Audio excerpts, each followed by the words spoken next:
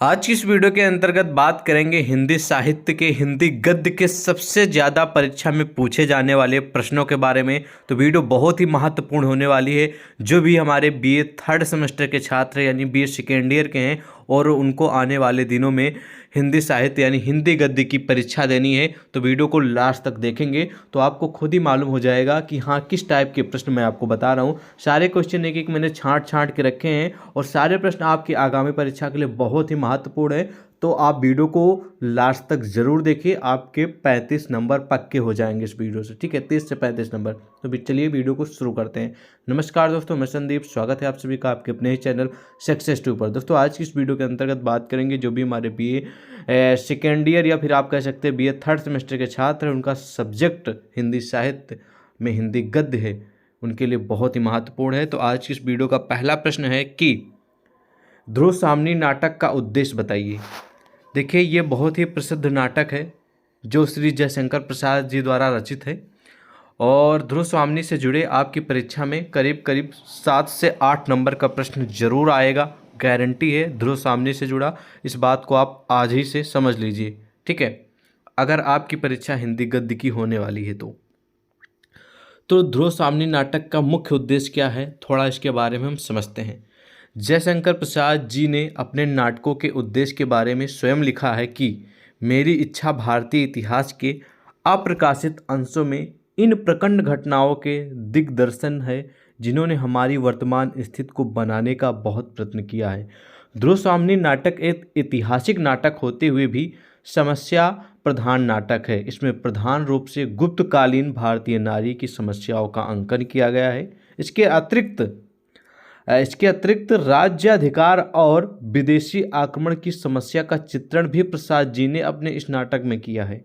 विवाह, मोक्ष अथवा तलाक की समस्या जिनसे घिर कर नारी मारी फिरती है को प्रसाद जी ने उठाकर नारियों को पुरुष के अत्याचारपूर्ण चंगुल से मुक्त कराने का सशक्त प्रयास किया है। प्रसाद जी की सबसे बड़ी विशेषता और सफलता यह है कि जिन जिन समस्याओं को प्रस्तुत नाटक में उठाते हैं उसका ठोस एवं संतोषजनक हल भी प्रस्तुत करते हैं। ठीक है, तो आप इस प्रकार इनके ध्रुव स्वामी नाटक का जो मुख्य उद्देश्य है उसके बारे में लिख सकते हैं कि ध्रुव स्वामी नाटक में जिन नारी समस्याओं का उद्देश्य बनाकर चित्रित किया गया है उसमें वो पूर्णतः सफल भी हैं। तो इस प्रकार आप ध्रुव स्वामी नाटक का जो मुख्य उद्देश्य है, किस लिए ये नाटक रचा गया है, उसके बारे में लिख सकते हैं। महत्वपूर्ण प्रश्न है, आएगा जरूर, चाहे ये प्रश्न आए चाहे ध्रुव स्वामी से जुड़े अन्य प्रश्न आए तो तैयार कर लीजिएगा, काफ़ी हेल्पफुल प्रश्न है। नेक्स्ट प्रश्न है कि उपन्यास और कहानी में अंतर बताइए। एक बहुत ही महत्वपूर्ण और बहुत ही टॉप लेवल का क्वेश्चन है। अक्सर परीक्षा में, देखिए मैं आपको बता दूं, उपन्यास किसे कहते हैं, या फिर कहानी का विकास बताइए, या फिर कहानी के उद्भव विकास के बारे में बताइए, कहानी की परिभाषा दीजिए, या फिर कहानी और उपन्यास में अंतर बताइए। ऐसा प्रश्न जरूर आएगा, गारंटी है। प्रश्न यह है कि उपन्यास और कहानी में अंतर बताइए। ठीक है, तो चलिए जानते हैं इसके बारे में। महत्वपूर्ण प्रश्न आपकी परीक्षा में आएगा, ये तो स्पष्ट है ही। उपन्यास का जो अर्थ होता है वो होता है वचन को उपस्थित करना। उपन्यास और कहानी दोनों की जड़ एक है। उपन्यासकार कहानी भी लिखते हैं और कहानीकार उपन्यास भी लिखते हैं। उपन्यास का आकार विस्तृत होता है, यानी कि उपन्यास का आकार बड़ा होता है कहानी की अपेक्षा। ठीक है, जबकि कहानी का जो आकार होता है वो सीमित होता है, लिमिटेड ही होता है। ठीक है, जैसे शुरू हुआ तो उसका अंत भी होगा। ठीक है, इस प्रकार समझ लीजिए। ओके, उपन्यास में कई पात्र एवं कई घटनाओं को समाहित किया जा सकता है। उपन्यास में कई पात्र का मतलब जैसे कि कोई इसमें लड़की हो गई, कोई लड़का हो गया, कोई आदमी हो गया, कोई मान लीजिए उसका हस्बैंड हो गया, पुरुष हो गया, तो इस तरह के बहुत सारे पात्र होते हैं। ठीक है, एवं कई घटनाओं को समाहित किया जा सकता है। किंतु कहानी का वर्णन, विषय एवं पात्र सीमित होते हैं। शिल्प संबंधित भिन्नताएं ही उपन्यास और कहानी का अंतर स्पष्ट कर पाती हैं। तो आप इस प्रकार इसकी परिभाषा या फिर इन दोनों में अंतर इस प्रकार लिख सकते हैं, और डिटेल में आप अपने क्वेश्चन बैंक इंटरनेट में पढ़ लीजिएगा, काफ़ी हेल्पफुल प्रश्न है। ठीक है, टॉप लेवल का है। अगला प्रश्न है कि मुंशी प्रेमचंद को हिंदी का कथा सम्राट क्यों कहा जाता है, या फिर मुंशी प्रेमचंद जी को ठीक है। हिंदी का सम्राट क्यों कहा जाता है, ऐसा प्रश्न पूछा जाता है अक्सर परीक्षा में, और हाई लेवल का प्रश्न है और परीक्षा में आने के पूर्ण चांस है, तो इसके बारे में जानना आपको बहुत ही ज़रूरी है। तो चलिए इसका हम उत्तर बताते हैं। आपको लिखना है यहाँ पर कि प्रेमचंद्र से पूर्व की कहानियाँ अनगढ़, संस्कृत के कथा और पुराण से अनुप्रेरित थी। इनमें आकस्मिकता और संयोग तत्व की प्रधानता थी। ठीक है, इसमें कहानियों में। ठीक है, प्रेमचंद्र के आगमन से हिंदी कहानी को एक नई दिशा मिली। यानी कि जब प्रेमचंद्र जी ने हिंदी के क्षेत्र में अपना कदम रखा तो कहानी को एक बहुत ही बड़ी नई दिशा मिली, या फिर आप लोग कह सकते हैं कि एक नई क्रांति आई। ठीक है, मुंशी प्रेमचंद्र जी के द्वारा आने पे। ठीक है, मुंशी प्रेमचंद्र के आने पर, और 1916 में पंच परमेश्वर कहानी सरस्वती में प्रकाशित हुई। सरस्वती एक पत्रिका है जिसका नाम है, तो पंच परमेश्वर की कहानी आपने सुनी भी होगी, जो कि सरस्वती पत्रिका में प्रकाशित हुई। तभी ये कहानी को एक नई दिशा मिली। ठीक है, इनकी कहानियों में यथार्थ चित्रण किया गया। प्रेमचंद ने पहली बार कहानी को मनोवैज्ञानिक विश्लेषण, जीवन के यथार्थ चित्रण और स्वाभाविक वर्णन से जोड़ने और कल्पना की मात्रा कम करने का आग्रह किया। उन्होंने सामाजिक, राजनीतिक एवं आर्थिक यथार्थ को केंद्र में रखकर मानवीय संवेदना और हिंदी कथा संसार से देवता, राजा और ईश्वर को पदस्थ करके दीन, दलित, शोषित, प्रदर्शित, ठीक है, जो पीड़ित होते हैं, ठीक है, उनके बारे में मनुष्य को नायक के पद पर प्रतिष्ठित किया।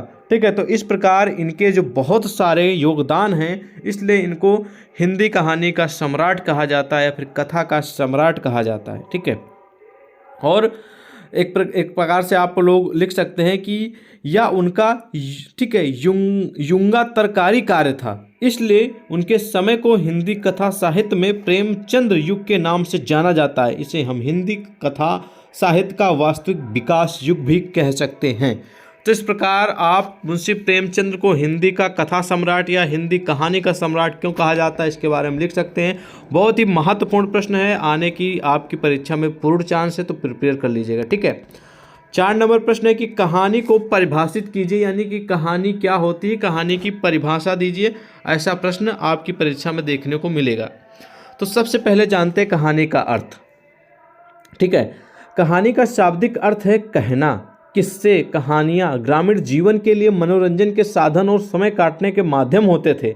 इस प्रकार किसी विशेष घटना को अत्यंत रोचक एवं कौतूहलपूर्ण ढंग से प्रस्तुत करने की कला को कहानी कहते हैं। आप सभी को मालूम है कि बहुत पहले, आज के करीब, अभी आप मान लीजिए 5 साल पहले ही, 5 साल से उसके जितने भी पहले की सन है या फिर काल है, उससे पहले की जितना भी समय रहा है, उसमें कहानियों को बहुत ज़्यादा योगदान दिया गया। और पुराने ज़माने में आप सभी को मालूम है कि कितना योगदान रहा, कहानी किससे कंटिन्यू चलते ही रहते थे।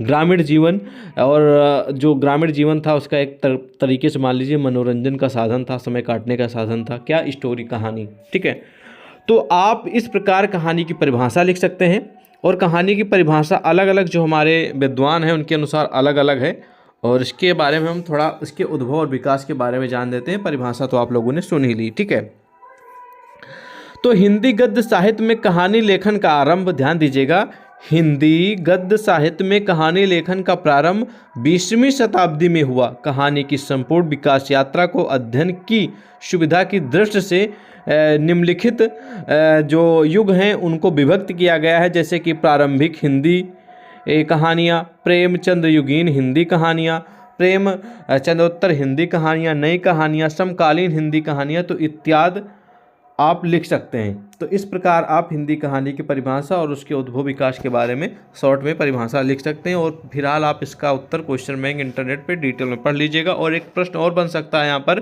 कि मुंशी प्रेमचंद की कहानियों की जो मुख्य विशेषताएं उसके बारे में बताइए, तो इसको भी तैयार कर लीजिए, महत्वपूर्ण प्रश्न है। प्रश्न 5वां के संस्मरण और रेखा चित्र, ये प्रकार से विधाएं हैं। ठीक है, संस्मरण भी विधा है और रेखा चित्र भी विधा है। तो रेखा चित्र और संस्मरण या फिर संस्मरण और रेखा चित्र में क्या अंतर है, ये आपको दर्शाना है। महत्वपूर्ण प्रश्न है एग्जाम के लिए, तो इसके बारे में थोड़ा हम आपको बताएंगे, क्योंकि लंबा होगा वीडियो तो आप लोग देखेंगे वैसे भी नहीं, इसलिए हम आपको महत्वपूर्ण प्रश्न बता देते हैं बस। लिखना है, संस्मरण और रेखाचित्र में बहुत ही सूक्ष्म अंतर है। यदि लेखक व्यक्तित्व चित्रण तक की स्मृत को सीमित रखता है तो वह रचना रेखाचित्र की श्रेणी में रखी जाएगी।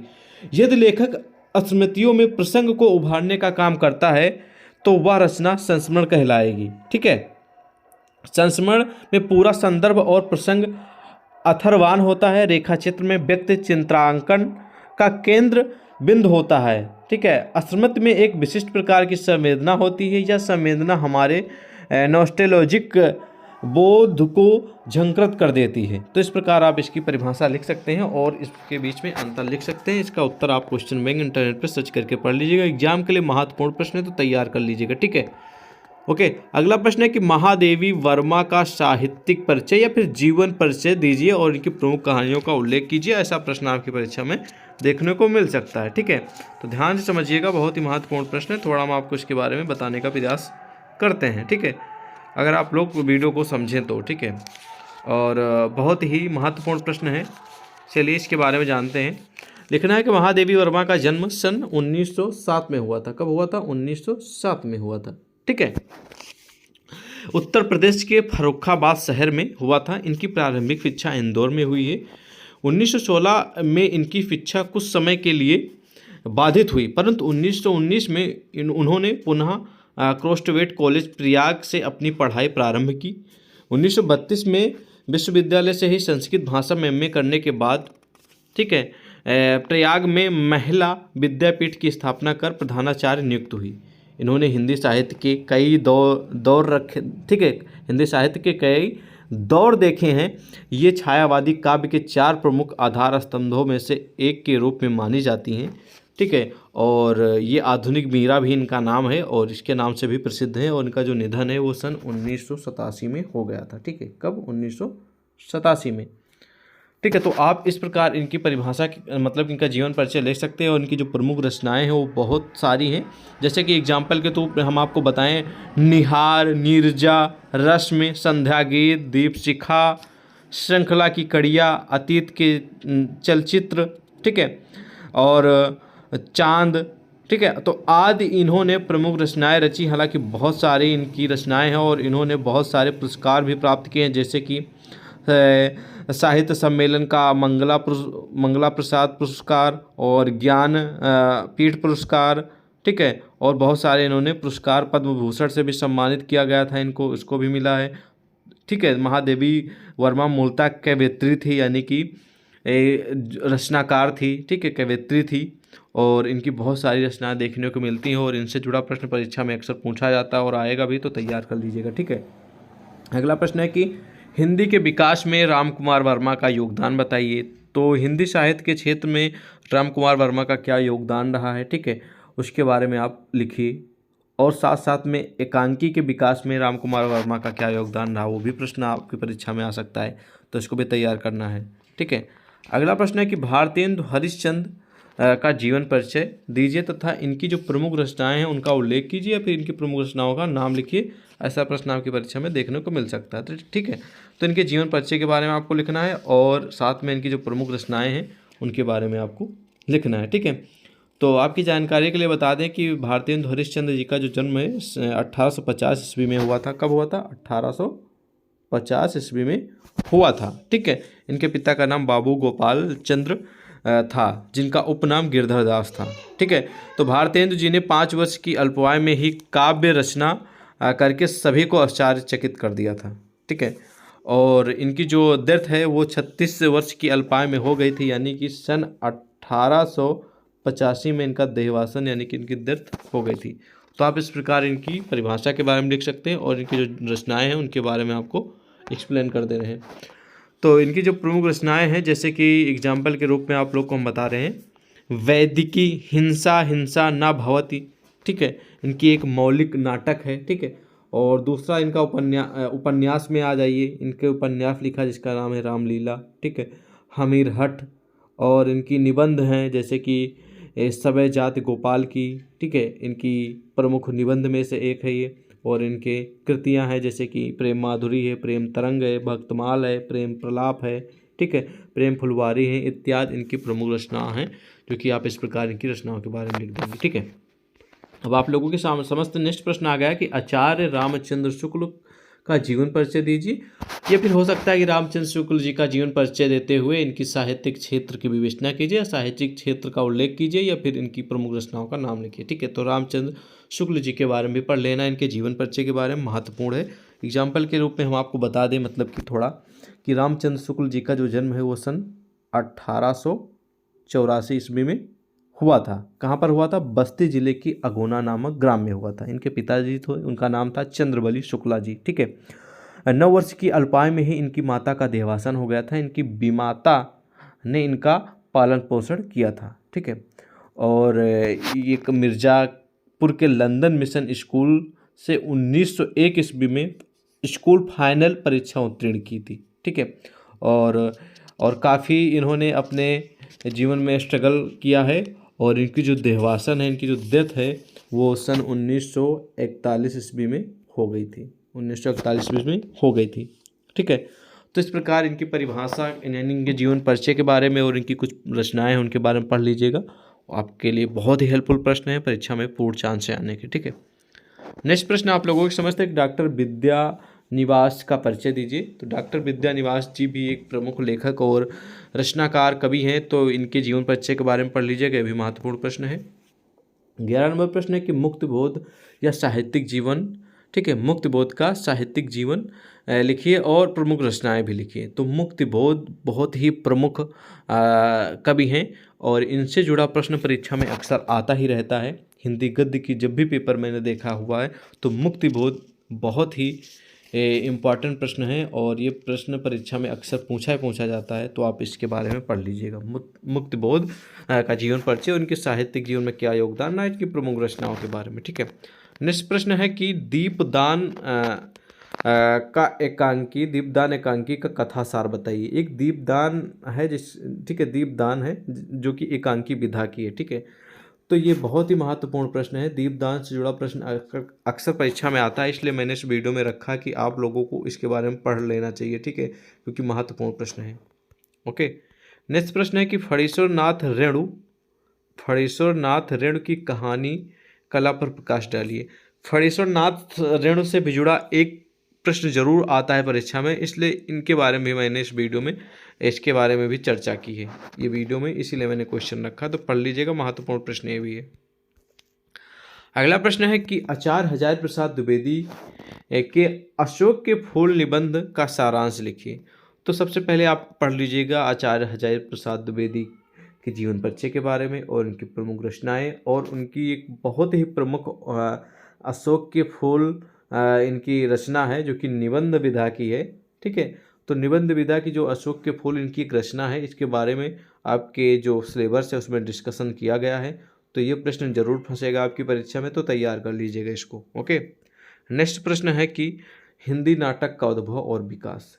हिंदी नाटक मतलब नाटक किसे कहते हैं, इसका उद्भव कब हुआ और इसका विकास कब से प्रारंभ होने लगा, और धीरे धीरे किस किस स्टेप में विकास होता गया, और उसके बारे में आप लिख दीजिएगा। काफ़ी महत्वपूर्ण प्रश्न है, इसका उत्तर आपको इंटरनेट क्वेश्चन बैंक सीरीज में अवेलेबल है, वहाँ से पढ़ लीजिएगा। ठीक है, ओके, और भी बहुत सारे प्रश्न हैं हिंदी गद्य के, हमने पिछले वीडियो में बता भी रखा है, और फिर से मैं लगातार आपको वीडियो बना के इन्फॉर्मेशन करता ही रहता हूँ कि ये महत्वपूर्ण प्रश्न, इसको जरूर पढ़ लीजिएगा।